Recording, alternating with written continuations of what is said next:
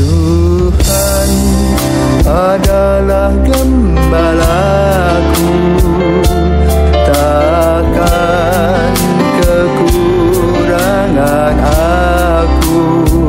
Saudara-saudara yang terkasih dalam Kristus, selamat pagi. Salam jumpa lagi dalam Sabda Siap Saji Minggu 28 Mei 2023, Hari Raya Pentakosta.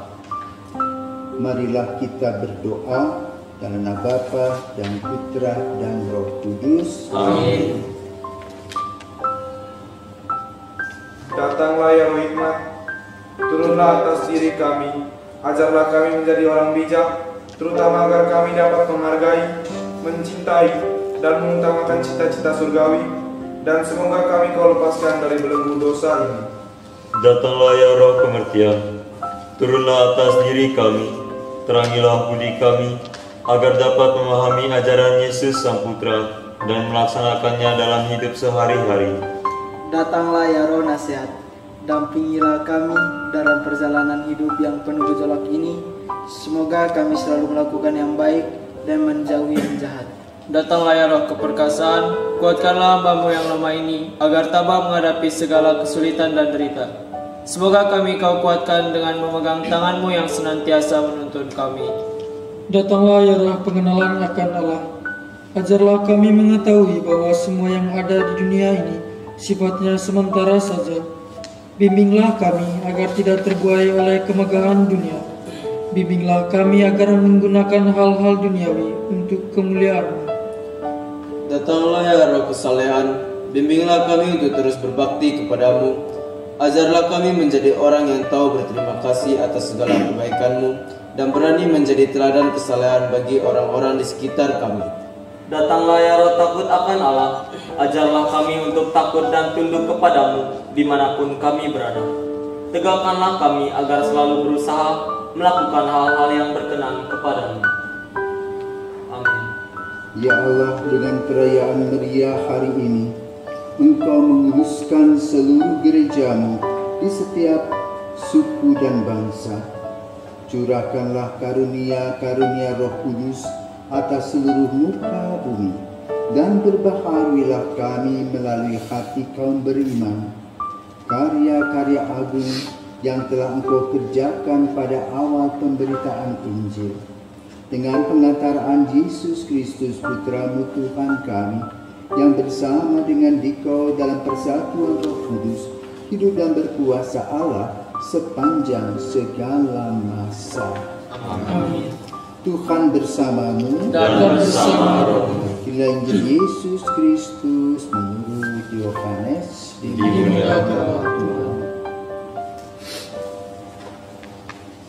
Setelah Yesus disalibkan pada malam pertama sesudah hari Sabat, berkumpullah murid-murid Yesus di suatu tempat dengan pintu-pintu terkunci, karena mereka takut kepada orang-orang Yahudi. Pada waktu itu datanglah Yesus berdiri di tengah-tengah mereka dan berkata, "Damai sejahtera bagi kamu." Dan sesudah berkata demikian, Yesus menunjukkan tangan dan lambungnya kepada mereka. Murid-murid itu bersuka cita ketika melihat Tuhan. Maka kata Yesus sekali lagi, "Damai sejahtera bagi kamu. Sama seperti Bapa mengutus aku, demikian juga sekarang aku mengutus kamu." Dan sesudah berkata demikian, Yesus menghembusi mereka dan berkata, "Terimalah Roh Kudus. Jikalau kamu mengampuni dosa orang, dosanya diampuni. Dan jikalau kamu menyatakan dosa orang tetap ada, dosanya tetap ada." Demikianlah sabda Tuhan. Terpujilah Kristus. Anak-anakku terkasih, hari ini kita merayakan Hari Raya Pentakosta, Hari Raya Pelindung Seminari kita.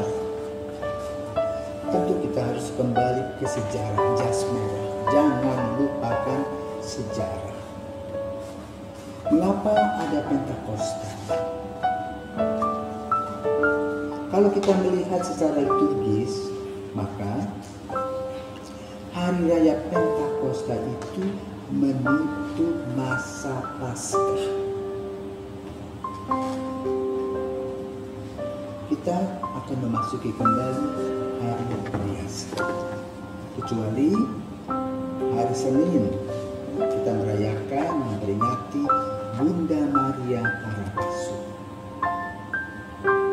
Yang kedua, pada hari raya Pentakosta ini kita merayakan hari ulang tahun gereja. Sejarahnya diambil dari tradisi Musa. Musa pada waktu keluar dari Mesir, akan keluar dari Mesir, dia memberikan waktu kepada raja Mesir, Fir'aun, 40 hari. Dan yang terakhir adalah anak-anak orang Mesir, juga termasuk putra raja, meninggal. Maka kemudian mereka meninggalkan Mesir melalui Laut Teberau. Lalu mereka tinggal di Gunung Sinai selama 40 tahun. Ketika mereka sampai di Gunung Sinai, Musa mulai mengadakan kelompok-kelompok. Ada kelompok pengrajin, ada sastrawan, ya, ada juga orang-orang yang mempunyai tugas-tugas dalam urusan dengan besi-besian dan sebagainya. Lalu dia pergi bertapa di Gunung Sinai 40 hari, dan kemudian dia mendapatkan wangsit Islam, yaitu 10 perintah. Ketika Musa berada di Gunung Sinai, rupanya ada beberapa orang yang mempunyai gagasan yang kurang baik. Mereka mengumpulkan anting-anting, kalung, dan sebagainya dari emas. Dan mereka kemudian membuat lembu emas. Nah, pada hari ke-50 itu Musa turun membawa 2 lempeng 10 perintah Allah. Yang satu berisi 3 pernyataan tentang bagaimana mereka harus menyembah hanya Tuhan saja. Yang 7 dikenakan untuk kehidupan manusia, ya. Karena Musa melihat bahwa umatnya tidak beres, maka baru itu dilempar. Artinya bahwa pada hari ke-50 Musa mengubah gelap menjadi terang. Itu menjadi tradisi Israel. Yesus juga warga Israel. Dia melakukan hukum Taurat sebagai seorang penganut Yudaisme. Lalu kita ingat bahwa 40 hari Yesus berada di padang gurun untuk menjalankan puasa. Ya, 3 hal yang ditekankan itu tahta, harta, dan nyawa. Harta, kita sering punya duit untuk usia, sering negara. Harta, ya, tahta kekuasaan. Ketika kita berkuasa, kita bisa senang. Itu kita bisa jatuh pada nafsu-nafsu kita. Coba juga yang ditekankan oleh Yesus agar kita perhatikan. Dalam perjalanan Yesus selama 1000 hari bersama dengan para murid, tiba-tiba Yesus ditangkap. Tetapi sebelum Yesus ditangkap, Yesus mengadakan perjamuan malam terakhir. Yesus mengubah kata-kata doa-doa Yahudi sebagai rasa syukur mereka dibebaskan dari Mesir, diubah menjadi kata-kata konsekrasi yang kita pahami saat ini. Inilah tubuhku, makanlah kamu semua. Inilah darah, inilah piala darah, inilah darahku, inilah piala darah. Kenal kamu. Yesus disalib. Selama 40 hari Yesus mengunjungi murid yang frustrasi karena mereka beberapa mungkin memotivasi mengikuti Yesus untuk mendapatkan kesenangan, kecewa, pulang kampung. Dan Yesus datang mengunjungi mereka, dan salah satunya yang mengatakan apa tadi, damai sejahtera bagi kamu. Terimalah Roh Kudus. Maka pada hari kenaikan Yesus mengundang para murid dari Danau Galilea jauh, seperti dari pasar ke begitu. Mereka diundang oleh Yesus menuju Bukit Musa, jauh ya, dan mereka berkumpul di sana. Dan ruangan itu seperti ruangan kita, ruangan adorasi. Sekarang tempat itu dimiliki oleh orang adat. Itu adalah tempat yang biasa saja. Pintarnya itu di tanah terbuka.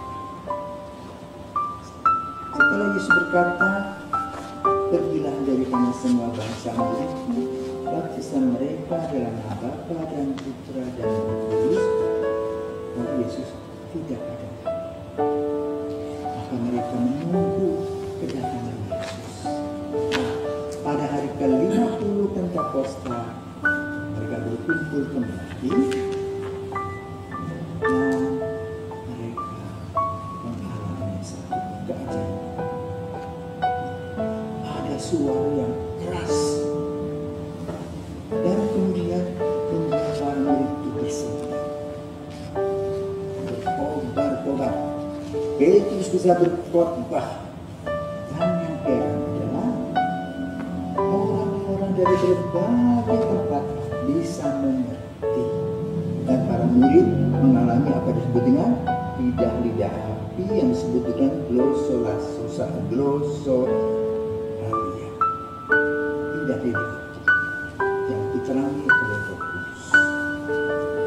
Maka kemudian ditemukanlah atau kita gereja memperhitungkan dan membuat satu sistematika untuk 7 karunia Roh Kudus. Kenapa? Karena melihat tempat ujung orang Yahudi ada 7 tuh, namanya merawat.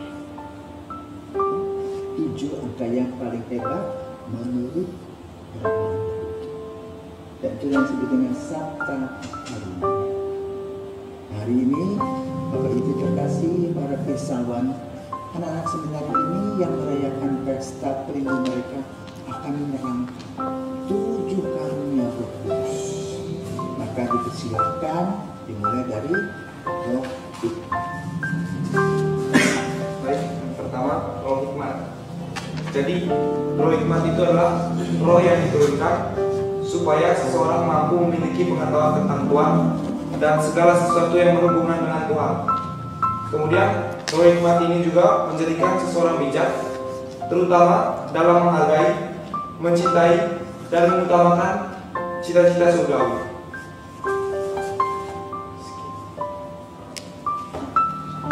Yang kedua itu roh pengertian. Jadi masih banyak orang yang belum mengerti tentang ajaran Yesus sendiri. Dari dulu sampai sekarang banyak orang-orang yang belum mengerti akan banyak tentang ajaran-ajaran dari Yesus.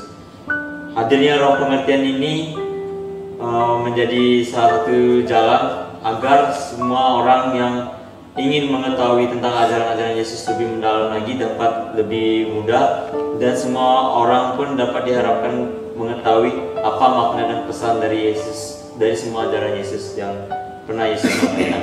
Sekian. Roh penasihat memberikan petunjuk jalan untuk memberi kemuliaan yang besar kepada Tuhan. Dengan adanya roh penasihat, orang diajak untuk memiliki kepekaan dalam mengikuti Tuhan, dalam waktu, tempat, dalam keadaan tertentu, di mana orang itu diajak untuk berpikir lebih bijak dalam mengambil jalan yang mereka tempuh. Demikian juga karunia penasihat memberi jalan bagi orang yang sungguh-sungguh mendengarkan Roh Kudus. Sekian. Berikutnya adalah roh keperkasaan. Roh keperkasaan adalah keberanian untuk melakukan misi yang diberikan oleh Tuhan dengan mengandalkan kekuatannya.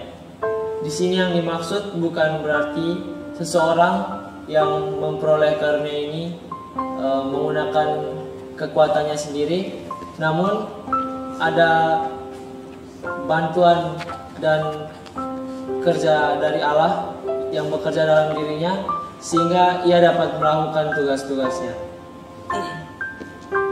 Selanjutnya, datanglah roh pengenalan akan Allah. Datanglah roh pengenalan akan Allah ini sendiri mengartikan bahwa sejauh mana kita manusia mampu memahami dan mengenal Yesus sebagaimana Yesus adalah sang perantara Bapa sendiri. Melalui doa dan karya pelayanan kita yang senantiasa berkenan kepadanya itulah salah satu contoh bagaimana kita memahami dan mengalami Yesus dalam kehidupan kita sehari-hari. Seperti contoh, dalam kehidupan sehari-hari ini mungkin kita terlepas dan jauh dari Tuhan. Kita justru lebih mementingkan pekerjaan kita setiap hari dan perlahan kita mulai melupakan Tuhan. Di sini melalui roh pengenalan akan Allah kita diajak untuk memahami dan mengenal Yesus secara dalam melalui doa dan pelayanan kita sehari-hari, melalui karya dan penyertaan Tuhan dalam setiap kegiatan yang kita jalani. Sekian. Berikutnya adalah roh kesalehan. Roh kesalehan adalah hubungan kita dengan Allah seperti hubungan seorang anak dengan bapaknya. Pada saat yang bersamaan membentuk hubungan persaudaraan yang baik dengan sesama.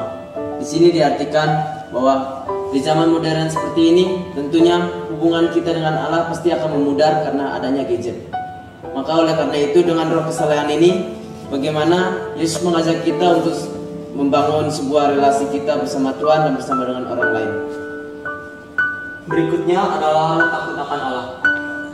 Roh takut akan Allah menuntun kita atau mengajarkan kita semua supaya kita semua itu jangan sampai mengecewakan Allah. Karena ketika kita mengecewakan Allah, sama saja kita melakukan dosa yang sangat berat. Karena Allah adalah Tuhan yang sangat baik bagi kita semua. Maka dengan roh takut akan Allah, manusia akan menjauhi dan bahkan sampai membenci dosa-dosa. Sekian. Jadi saudara terkasih, sabta karunia Roh Kudus itu adalah sifat-sifat yang Yesus tanamkan di dalam kehidupan nyata para rasul, di mana Yesus berbicara, mengajar dengan hikmat, kebijaksanaan. Dan ajaran yang diberikan oleh Yesus itu diterangi oleh Roh Kudus sehingga memuat pengertian. Dan juga Yesus memberikan kepada umat yang ada di sekitarnya hal-hal yang luar biasa, menyembuhkan, bahkan membangkitkan orang. Sehingga dengan apa yang dilakukan oleh Yesus, manusia mengenal akan sifat Allah. Karena itu Yesus mengajar kepada para murid doa Bapa kami. Juga dengan peristiwa kebangkitan Lazarus itu membuat manusia punya rasa takut akan Allah. Dan semua yang sabta karunia ini memang harus hidup di dalam langkah-langkah kehidupan kita. Yaitu Roh Kudus memberikan kepada kita semangat, roh keperkasaan, roh pengertian, roh hikmat, roh kebijaksanaan, roh takut akan Allah. Itulah yang diperjuangkan oleh kita. Maka kita harus datang kepada Roh Kudus agar menerangi langkah-langkah kita. Sehingga dengan demikian kita bisa menjadi saksi Kristus dan membawa damai sejahtera. Itu Yesus mengatakan kepada para murid, terimalah Roh Kudus. kalian sedang berjuang untuk mencari hidup, arti hidup. Mau kemana setelah kelas 12 ini? Maka minta kepada Roh Kudus terangnya, agar kami bisa melangkah dengan pasti kemana kami mau melangkah. Maka mari kita berdoa. Karena Bapa, Putra, dan Roh Kudus. Bapa yang penuh kasih, kami ucap syukur kepadamu untuk perayaan Pentakosta, di mana kami diingatkan akan kehadiran Roh Kudus, melalui Yesus Putra yang mengajarkan kepada kami Bapa sehingga melahirkan dogma menangan Bapa, Putra, dan Roh Kudus, Allah Tritunggal yang senantiasa hadir dalam langkah-langkah dan nafas hidup kami. Maka kami mohon terangilah, ampunilah segala dosa kami, tuntunlah kami agar kami berada di jalan yang benar, dalam sukacita dan damai sejahtera. Demi Kristus Putramu dan pengantara kami, kini dan sepanjang masa. Amin. Tuhan bersamamu dan bersama roh. Semoga kita sekali diberkati oleh Maha Kuasa Bapa, Putra, dan Roh Kudus. Amin.